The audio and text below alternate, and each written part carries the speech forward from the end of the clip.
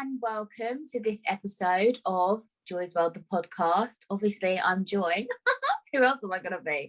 And today I have another very, very special guest. She is a social media content creator. She is the queen of TikTok, in my opinion. Okay, just saying.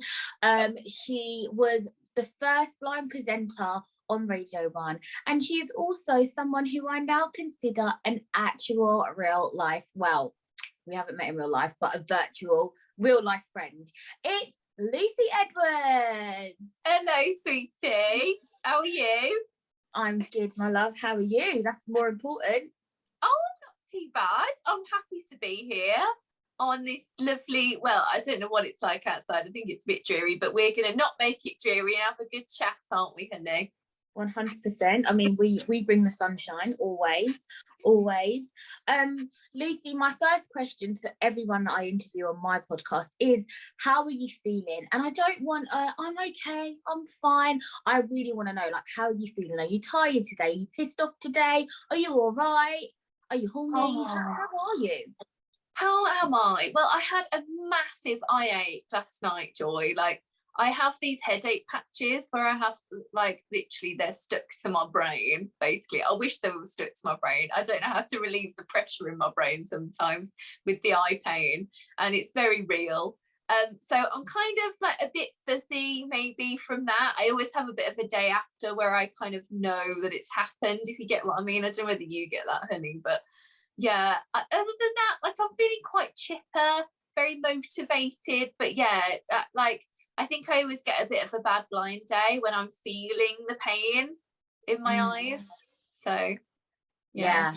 No, I hear that, because I get eye aches and headaches as well. But let's talk about that. So obviously I mentioned at the beginning you are blind. So tell us a bit about that, Lucy, for people that don't know you. Obviously I know you and I know your condition, but tell us, what's your eye condition? When did you start losing your sight, etc.? Yeah, so I lost my eyesight completely back when I was 17 years old, but I've been kind of on and off to the eye hospital right back from when I was about 11 years old.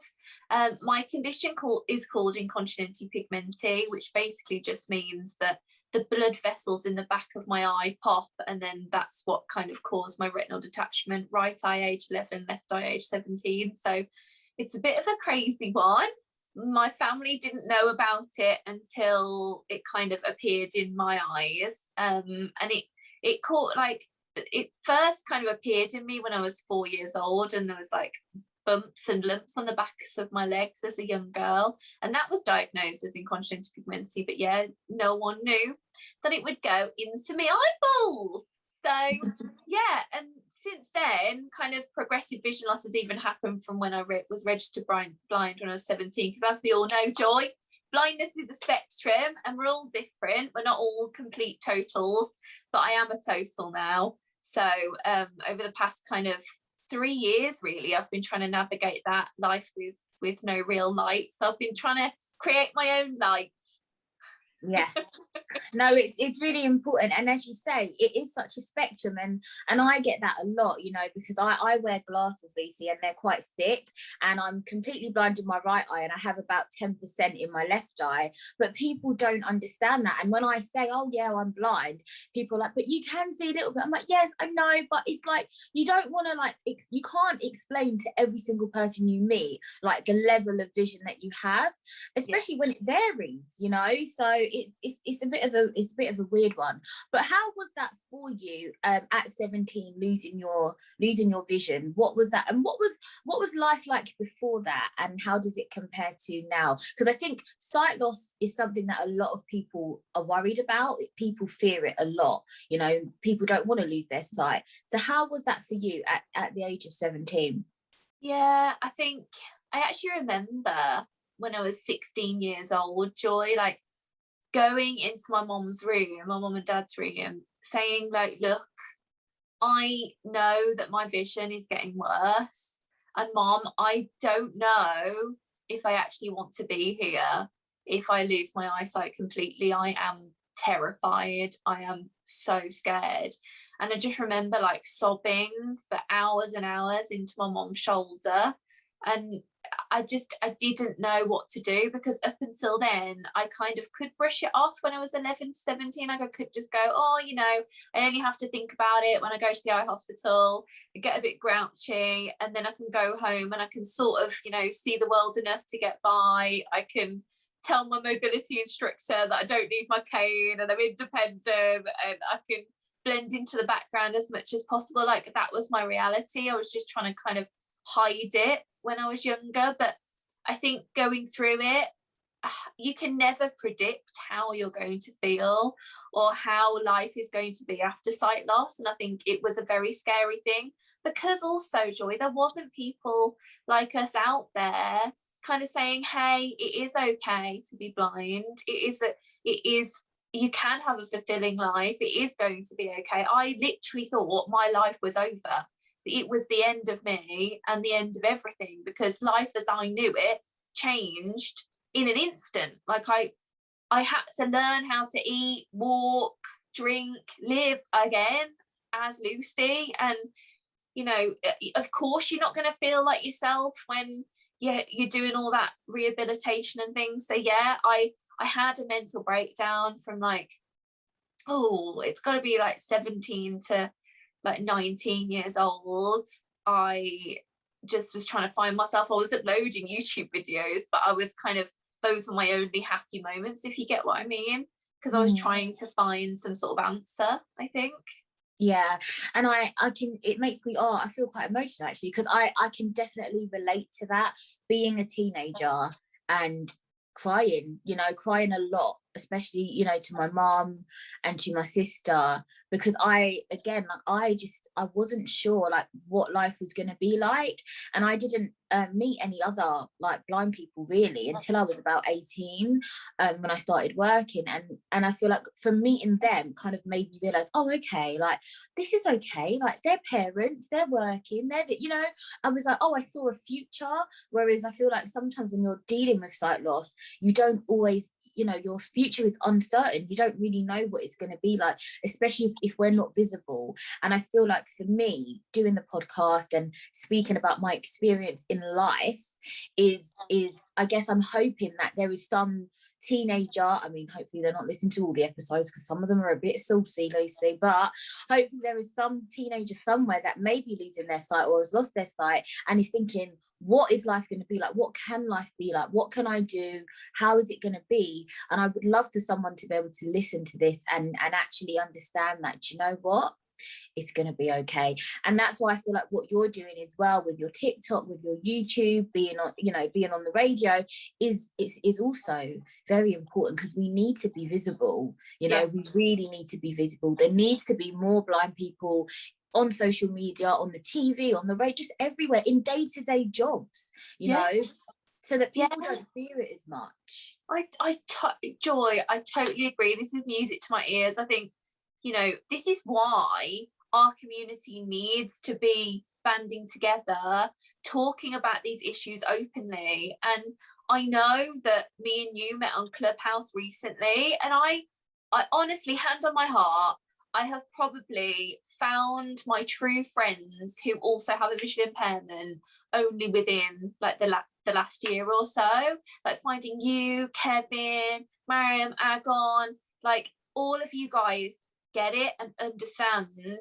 And I think before I was kind of grasping to find people to be friends with who were blind, because I felt like no one would understand me. But also what we have to remember is we're all so different that within this community, we're all going to have different levels of vision, but also we all don't necessarily have to get on just because we have a visual impairment. Like we're all so different. We have different interests, you know, and I guess when people come up to us, it's kind of like, it's easy to kind of put us all under the same kind of, I don't know, label or whatever, but and there are some similarities, but I found my tribe when I went onto Clubhouse, and it's only been like the past month all of you have just appeared. I'm like, what?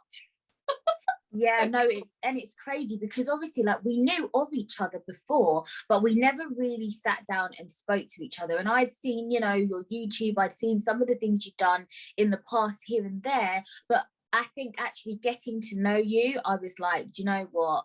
You have a very kind and big heart. And I feel like, as well, as you say, we have to kind of stick together because, you know what? It's hard enough, you know, and it doesn't mean that we have to get on with every blind person we meet, but you know what, we can learn from each other, you know, and I don't have to agree with everything that you do, or you don't have to agree with everything I do, but you know, we have a lot of things, you know, in common, and a lot of good things, so it's good to focus on them. Lucy, tell me a little bit about your YouTube and your TikTok. When did you start? Why did you start? And what are you hoping to achieve? Oh wow, Joy.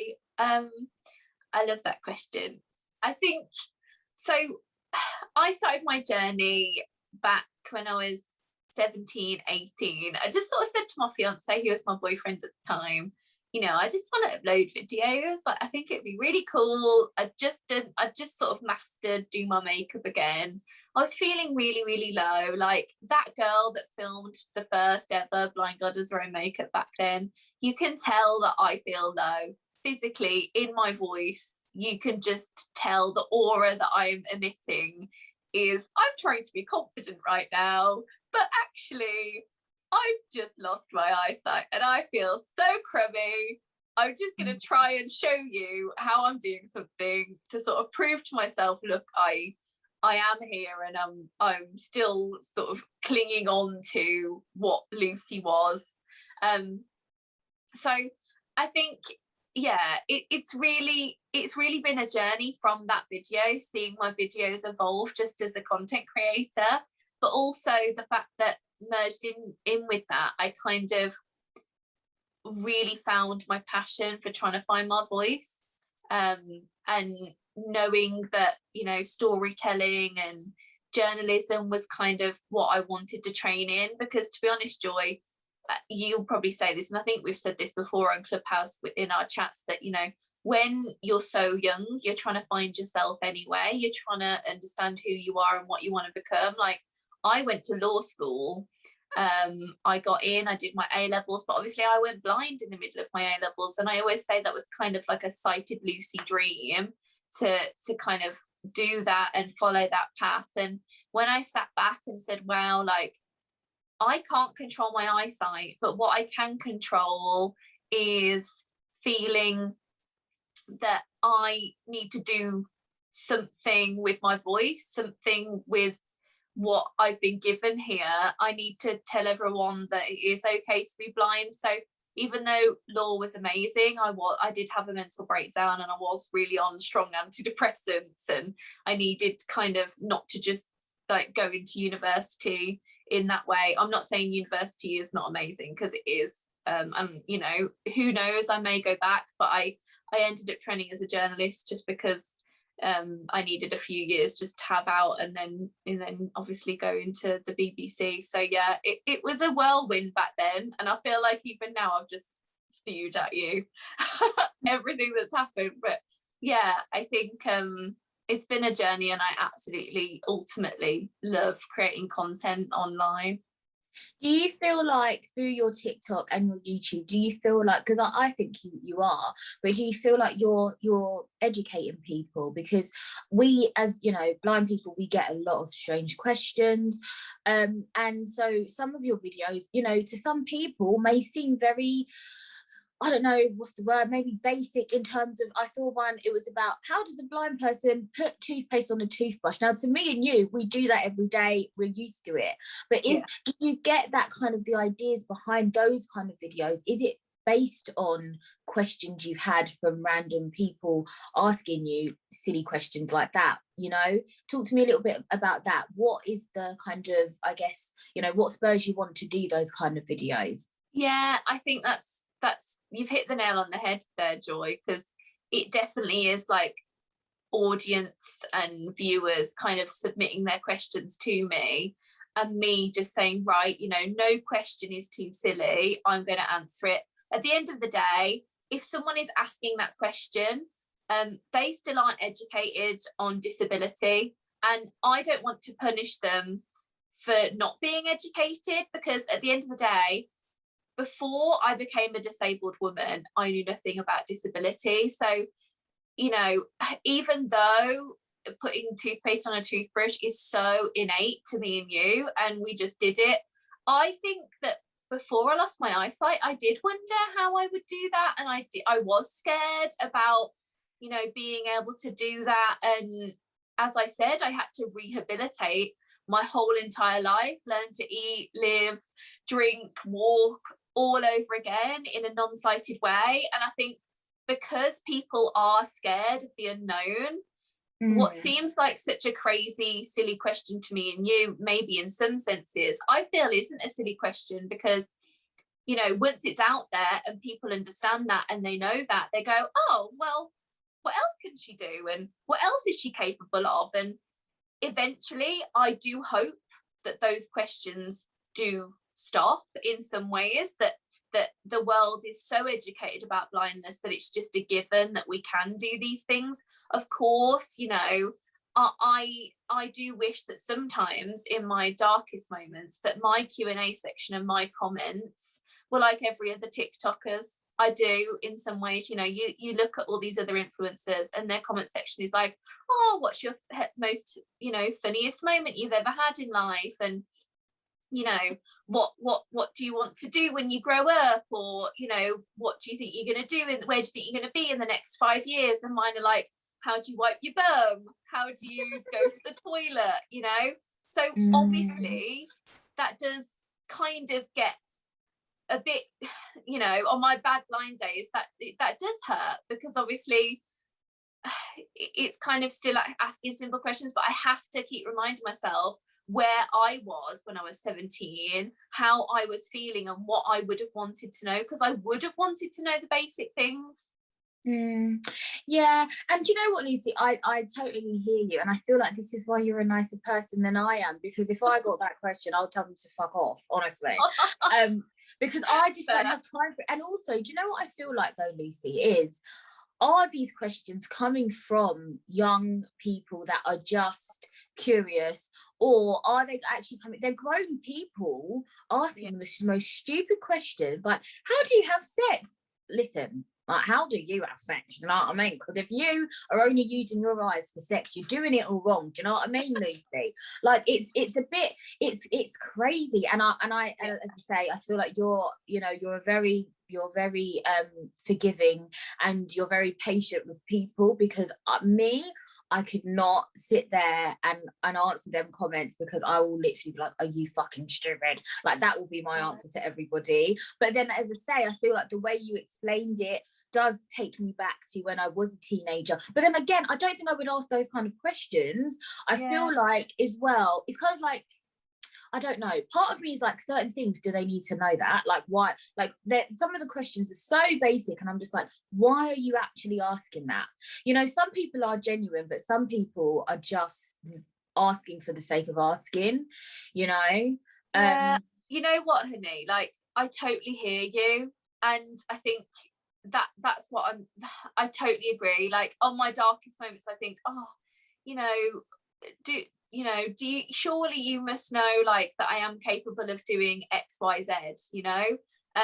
I really do try and just give people the benefit of the doubt, because I guess if they need to know sort of those questions, comments and concerns in that way, I feel like, you know, the finger shouldn't be necessarily pointed at them. It needs to be our education system, it needs to be our government, it needs to be our thought leaders, kind of really steering the narrative of disability to someone who's capable and confident, rather than, you know, really just not being able to do daily tasks. And maybe, I guess, it shouldn't fall on me or you to educate, but I think this is where that everyone mainly is getting their information from social media. And if I'm there saying, look, hi, I'm a woman who is completely capable and confident, I'm a trained journalist, I do A, B, C, D, E, I'm kind of in their face, and then I feel like then that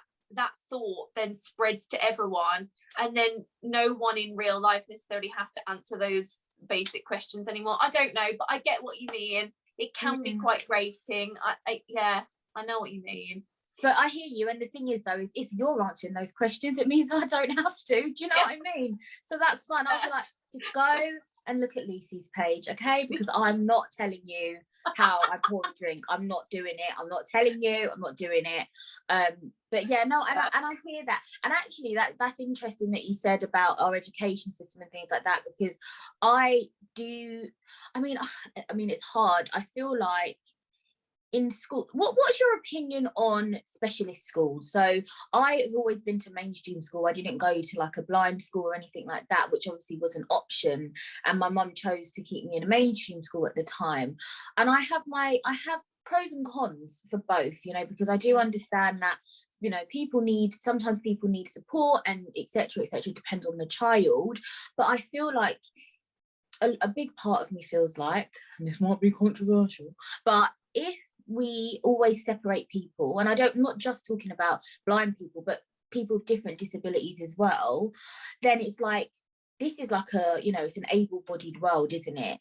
And in order for able-bodied people to understand us, and for us to understand them, because some blind people also find it difficult to interact with sighted people and get on in life sometimes, because maybe they've been at a specialist school for a long time, college, whatever.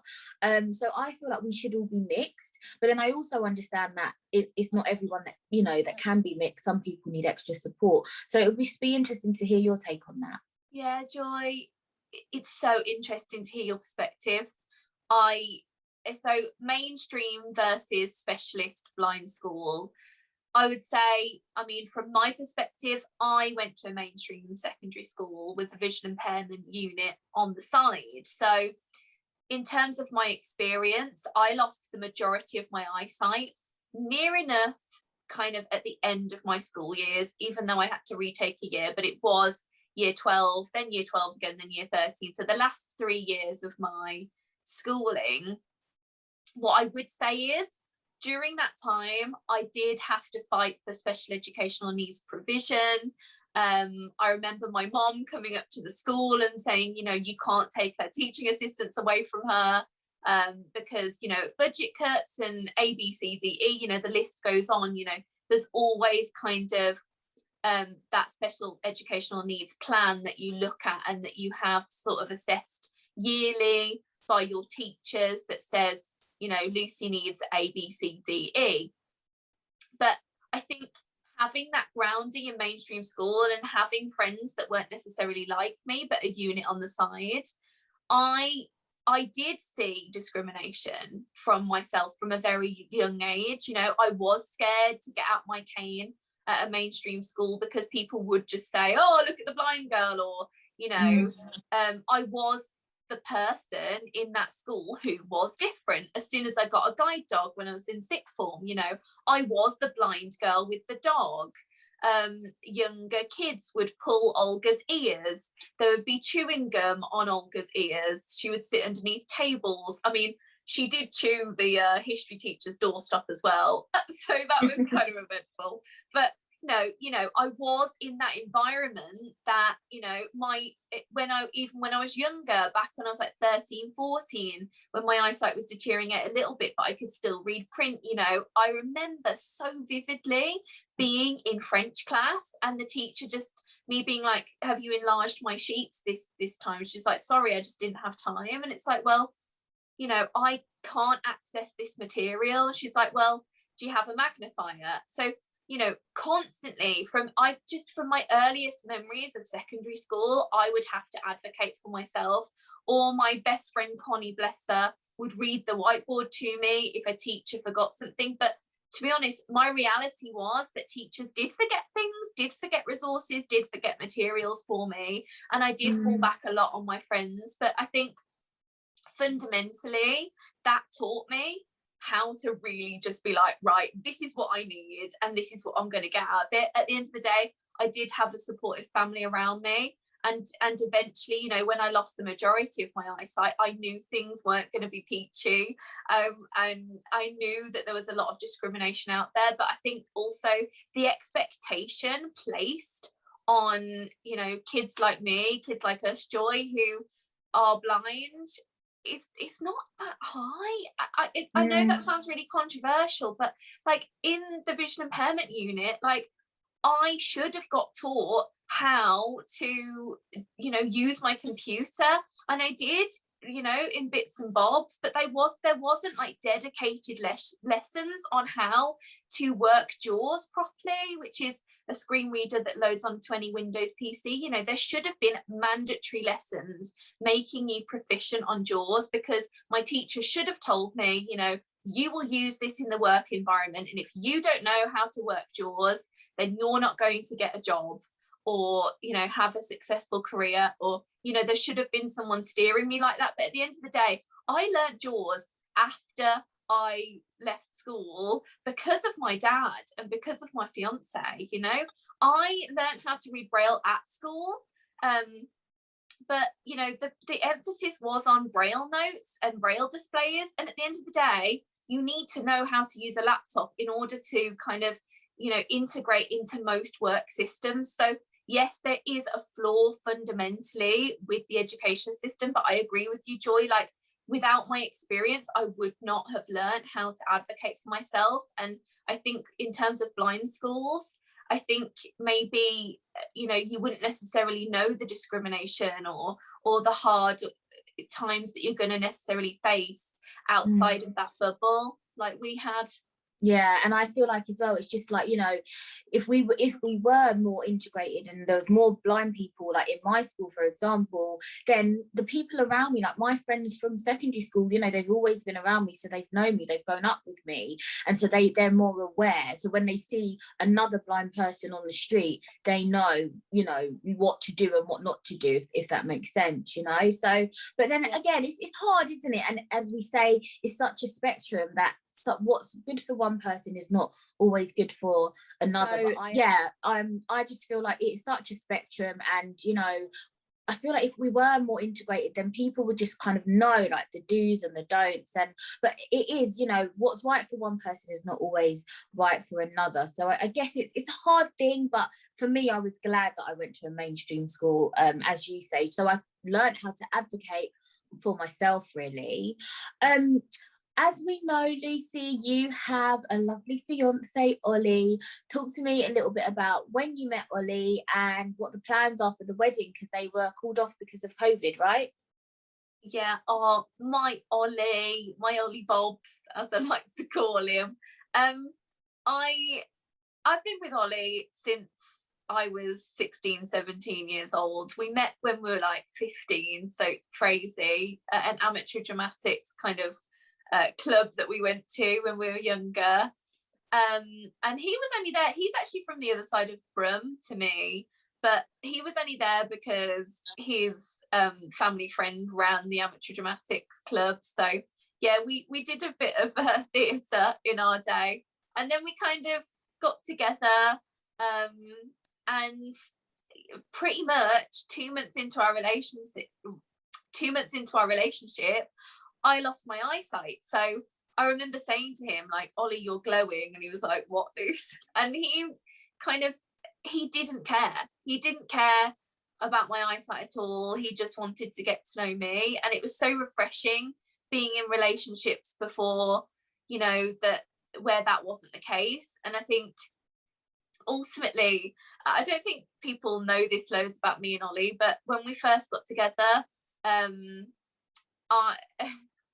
I was really, really scared to sort of tell him about my sight loss. And I remember having cataracts at the time because I wasn't completely blind. And I said, look, like, you won't like me if I lose my vision, so it's better to just break up now. And he was like, no, do not break up with me. You can't break up with me. And I was like, well, you know, it is just better for the both of us. Like, I'm dealing with all this, like, go away. I'm really young. And we were both really young. And we actually split up back then. That was only a few months before we got back together, because he basically was just like, don't be silly. But, you know, I think it was just the trauma of the past, because other people used to say sort of thing, if you lost your eyesight, I wouldn't love you anymore, and different things like this. So I think, I know all these feelings rolled into one. I was so young, we were both so young, and all this was happening. I just thought, you know, will we survive this? And also, you know, I had to be strong myself trying to navigate this, let alone being with someone else who was also very young, you know, not knowing how to support someone navigating that. So to be honest, like, we are the strongest we've ever been, and as I say, we've been together for 8 years, and honestly I could cry about how lovely that man has been to me. I always say, and I know this sounds controversial because he's not blind at all, but we went blind together. Oh yeah, we went blind together, and he has just been my rock. Like, when I couldn't really get out of bed or believe in myself, like, I've said to him so many times, like, Ollie, I think you should leave me, like, I don't feel very well, or I don't feel like myself, or, you know, I'm not the Lucy I used to be. And he's like, I love the Lucy that is now. Sorry, I'm crying. Oh, okay. But No, he's just amazing. So. no, do you know what, Lucy? Stop, because you're making me like well up. Do you know what? You know what, Lucy? Like, it's so difficult because people don't talk about this, No. and actually, like, obviously, you know, I've got a daughter, and so, you know, I've had relationships in the past, and actually, you know, it's one thing, Lucy, trying to find a partner. It's hard enough for everybody, right? Yeah. But then also having a disability as well, it's really difficult, and it's something that we don't talk about. And you know me, I'm very, you know, I come across as very confident and everything like that. You know me, I talk about sex all the time, but actually, Lucy, I think that's something like where I kind of struggle as well, is actually allowing somebody in properly, because you can, you know, it's one thing to sleep with somebody, but it's another thing to actually be in a relationship with them, and, you know, being with someone who's losing their sight. And the fact that you and Ollie got together and 2 months later you lost your vision, that is, you know, that's very traumatic for you, and then for somebody else, you know, a sighted person, to kind of be in that environment. Because, you know, let's be honest, especially, you said you was young, you know, people are not understanding. And so the fact that Ollie was and has been and is so understanding, I'm just really, really happy for you, because, you know, a lot of us, we don't get that, you know. And also there's people that fetishize it, you know, like, I can't even say that word, fetishize it as well. Like, they just want to be with a blind girl for the sake of it, you know, just to tick something off the list. But it seems like you and Ollie have really found, you know, each other and really found happiness. And so I can't wait to come to the wedding. I'm just saying. I'm just saying. Yeah. Sorry, I just cried at you. I didn't answer the wedding question. No, it's fine. No, it's fine. It's important. Honestly, like, I agree with you. Like, it's so overwhelming. Like, trusting someone with like those deepest, darkest emotions about how you feel about yourself. And as I said, like, you know, navigating that, I didn't know who I was for so many years. And Ollie just waited until I did know. He always just said to me, look, Lucy, I know you're not yourself now, but my Lucy will come back again. She will. And I didn't believe that. I didn't.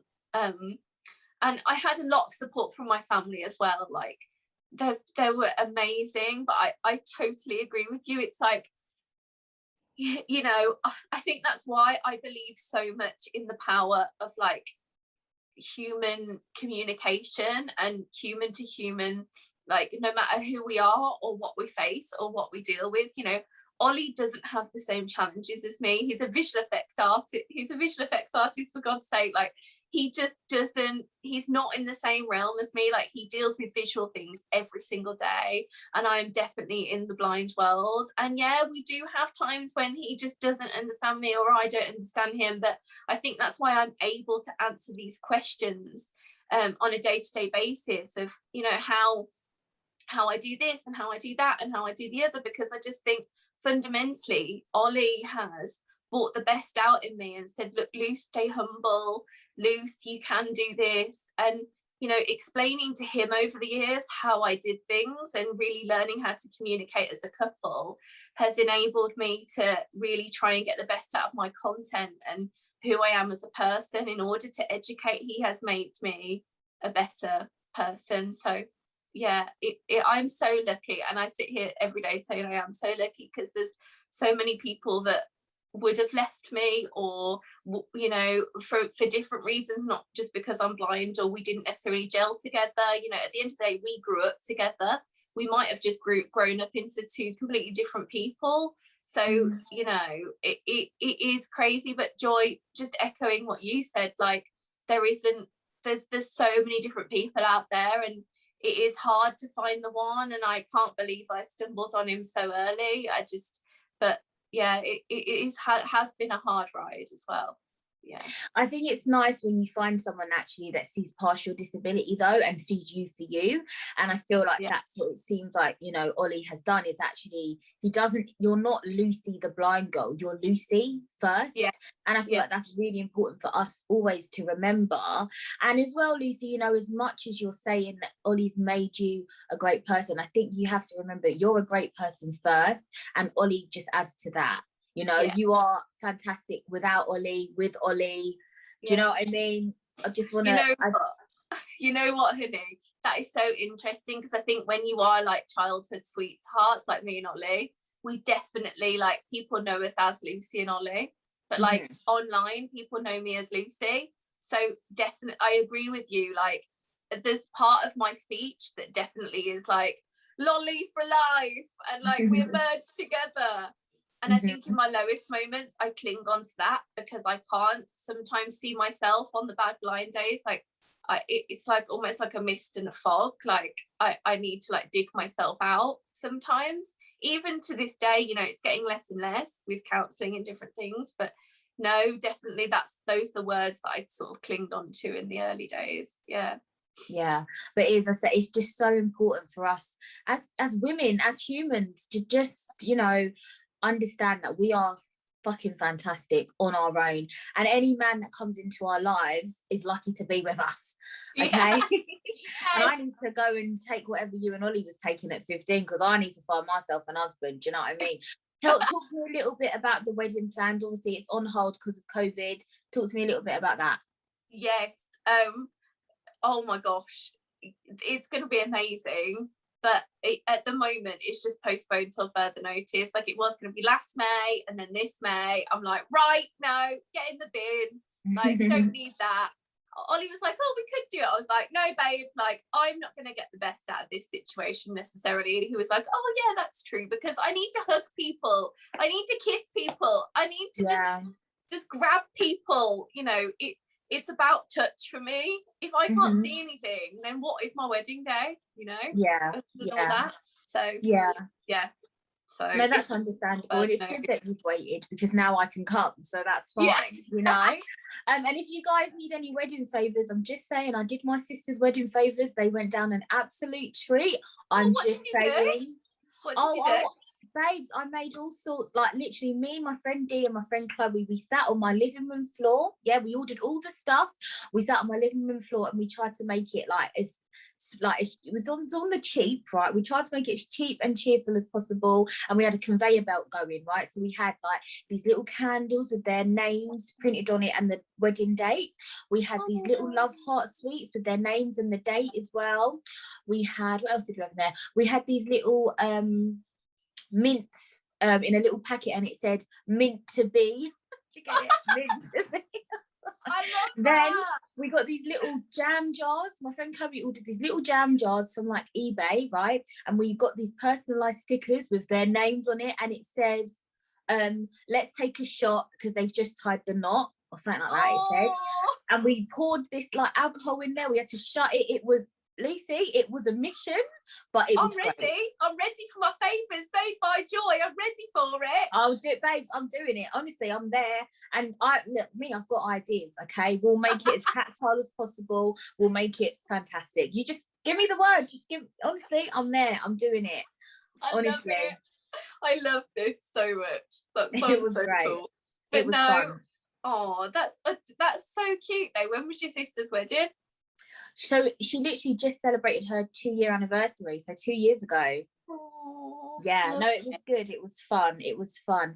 Lucy, let's go back a little bit to so we were speaking before about social media and some of the comments and things like that that you have to reply to. Have you had a lot of negative comments, or is it more positive, or is it more just questions, like curiosity? Yeah, I would say that a lot of my comment section is so sweet. Like, they are so cute. Like, I love them. But I think probably like 40%, I would say, are questions and comments, and then like 10% are very much like, yeah, like, why are you not looking at the camera? You look weird, just shut your eyes. Who even are you? You're not blind. I do get all of those. So many people are like, you're so beautiful, you've got such a lovely spirit. I think also between the two platforms, there's a very differing kind of people who go on there. Okay. Just from my perspective, like with YouTube, I tend to get maybe like more extreme nasty ones, but they're more extreme in the kindness area, I would say. Like, they're just more extreme on YouTube, whereas TikTok, it is very much more questions. But I think there is, because there's that Q&A feature, and it is very immediate, isn't it, with the TikTok? So yeah, questions on all platforms, but definitely differing audiences. Yeah, okay. And earlier you mentioned, when you was about 17, 18, 19, you had a breakdown. How are you feeling now, and what has that process been like? Are you currently in therapy and counselling? Because I speak a lot on my podcast about how I feel, and that's why I always open my interviews with how are you feeling, because I feel like it's something that we don't actually, like, we ask people how they are, but I don't think we really care. And I'm in therapy now myself. I've spoken about that on my podcast previously, and I feel in a way really lucky that we're of a generation that is able to talk about mental health, and it's not just like pushed to the side. So talk to me a little bit about that. Yeah, I honestly, Joy, my experience with counselling and therapy and everything is it's kind of on and off. Like, when I look back to when I was losing my eyesight and I was just quote unquote coping, I just wasn't, and I think there was no real acknowledgement even from the people around me or me as a young teenager that I needed any help. It was kind of just like going through the motions, because you're dealing with like the immediate, you have to put, you have to be okay now, you have to walk down the road, go to the shop, make a cup of tea. You're dealing with the immediate, I can't do that phase of sight loss. Well, that's what I was dealing with anyway. I was kind of just flung into rehabilitation, but I think there's no thought there, and there was no thought on my mind really that there was any sort of loss or trauma counselling needed, even though I was going through loss and trauma. I think that's really interesting just to kind of delve deeper into, because I then did go to counselling. I think I started counselling like 2 years ago, and it got paused because of COVID, and I would love to go back because I absolutely love it. Not that I feel unstable or unhappy all of the time, not that that's something to be ashamed of. I think I do have my bad blind days, and I openly talk about that all the time. I think dealing with them in counselling made me feel better overall, and made me have less bad blind days. I think when I'm not in counselling, I am a bit more teary about like eye pain and things. So as I think I've discussed this with you before, but during my counselling journey over the past couple of years, I've really like tried to delve deeper into going, sort of talking to my counsellor about who is Lucy, and what was she dealing with from age 8 to 25, going through each age, what were the key things that I was feeling within those points in my life, because I'd never gone back and thought about, you know, those, anything, like all my sighted memories, all of my visual aspects of my life, I kind of drew a line in the sand when I was 17, and then I didn't look back on them because my new life was like dawning upon me, and everything just happened so quickly. So unpacking that again in counselling, I think I got up to age 12, but every single counselling session I would just bawl my eyes out, like just completely just well into a sense of like I can't speak, like when the counsellor was talking, and it really made me think, wow, like I have so much trauma, and there should be trauma counselling for this type of thing. You know, it is a grieving process. Every day I wake up and I have lost something I once had, and I'm living through that death of my eyesight every single day. And unless you speak to a specialist about that, then how are you going to accept that? And I think that's when my true acceptance came, when I came out as blind, and I said to myself it was okay, because I was dealing with a lot of internalized ableism.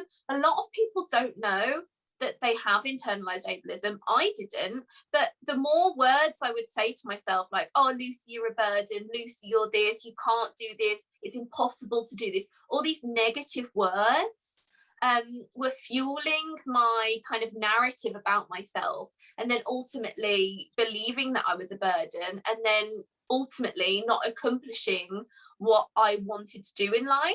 And it was kind of fueling each other. It's like a vicious cycle.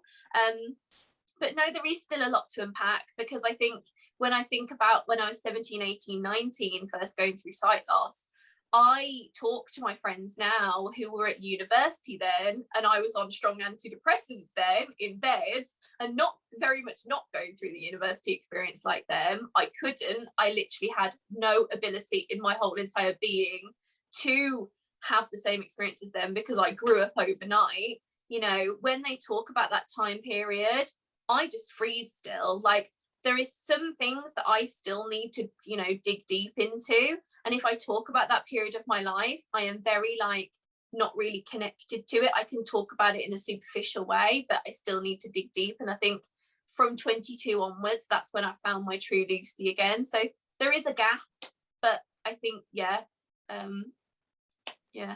You're working on it.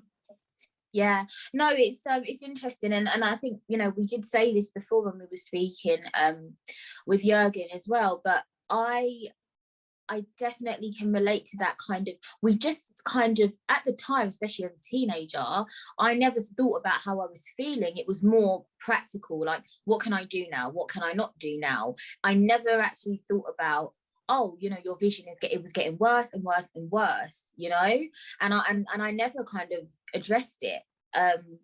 And it wasn't until I was speaking with you and Jürgen the other day, actually, that I actually realized that I've never addressed it.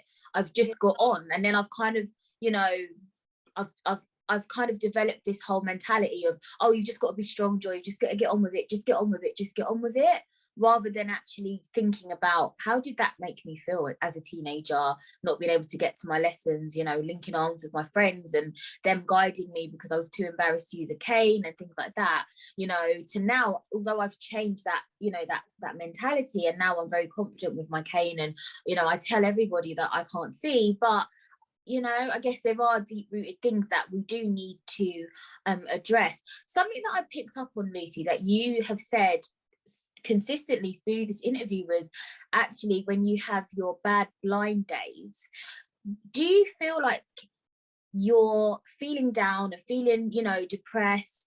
Do you think it really is mainly to do with your vision, or do you feel like it's just a bad day, or is it really a bad blind day? That is so interesting. That is such an interesting question. So sorry about that, Lucy. But do you know what? I'm so glad that happened, because this is actually your gift. Yeah. It's literally just turned up. Oh, I'm actually happy. Oh, I love that. I'm actually really happy. That is so, what timing was that? Yeah, Joy, I think that is such a good question. I think bad blind days are something I've kind of coined over the years. I've said it so much on YouTube, like, bad blind day, because I want to just get in people's heads that, you know, I do still have days where I do feel the loss so deeply, because I did have pretty much 20/20 vision when I was a young girl. I do have very quite like sickening feelings of the loss that I have been through in my life, and it kind of culminates in, I mean, I wouldn't say once a month or anything anymore because I've had loads of counselling about it, but I would say like once in like once every 3 months or whatever, like if you can coin a regularity to that sort of thing. I do just genuinely feel like, wow, it kind of, the loss gets overwhelming kind of around my period. Actually, I would say it's just before my period comes. I'm usually premenstrual. I'm terrible around my period. I'm literally crying. I can cry anything, like anything. Oh, it's terrible. Literally, honey, I'm exactly the same. And I would say, yeah, it's mainly, but also what triggers a bad blind day for me is kind of the perception of me when I go outside. Actually, I was saying this, I think, to someone else, but you know, during lockdown, I haven't had kind of the taxi refusals or someone asking whether I can feed myself, or that I've had it online, like not in the same way, not the discrimination, just genuine people asking genuine questions. But I think when I'm faced with it face to face, I'm getting in a taxi and they say, you can't come in here because you are blind. That is what triggers bad blind days to me, because I'm just like, oh, well, you're not seeing me as a person, you're just seeing my disability, and that's ableism. And I think that is that's why I have bad mental health days in that sense, but also just to kind of check in with myself and say, you know, I can have these days, and it is okay to have these days. I would say also, like, other things happen in my life, you know, like, I don't know, like arguments with family, or not like crazy ones, but you know, the general arguments that we all have with our family members or our friends or whatever. You know, it does happen, and you do have low moments. I think I'm trying to articulate really, like, you know, I don't just get, yeah, I think it's easy for me to say, oh, it's bad blind day, but I do also get days where it is just hard to be Lucy sometimes, just like sometimes it's hard to be Joy. Yeah, 100%. No, 100%. And there's so many different things that trigger it, you know, that can trigger a bad day. But I totally hear what you mean, especially about the whole perception and other people's perception. That's my biggest gripe since I was a teenager, and in my I guess my biggest ambition in life has always been to kind of change public perceptions, because their perceptions on us as visually impaired people, or people with disabilities in general, is just so terrible. And I feel like that is half the battle, Lucy, because but anyways, that's a whole nother conversation for a whole nother day. Lucy, my last question to you is, what does the future hold for Lucy Edwards? Oh, I love that. The future, wow. I absolutely love my brand and what it's become over these past few months and this past year. Like, I absolutely want to flourish more on social media and get more presenting work, but not only that, like, I absolutely love just trying to spread the blind message in terms of maybe some courses for industry professionals, and then also some products of some sort. You know, I absolutely love makeup, so I hope that eventually in my future is an accessible makeup line, so hopefully by putting that out into the universe, yeah. I'll definitely be up for that, because I told you this before, I always struggle to do my makeup. The most I can do is lipstick. I do not bother, because I just feel like it's so messy. I'm like, I don't know if I've done it right, is it even, and all that. So yeah, after lockdown, we need to have a few slumber parties where we drink alcohol and do makeup and stuff like that.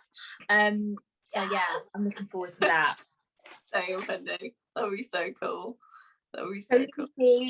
Obviously you're new to my podcast, but everybody that I interview, I like to get them a little gift. Love it. I've got you a gift. I'm just opening it now, actually.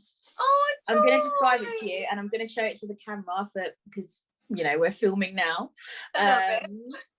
So I know that you obviously love makeup, and I also have been stalking. This is what I do with all my guests, and I know that you love velvet. So I'm thinking, what can I get Lucy as a gift?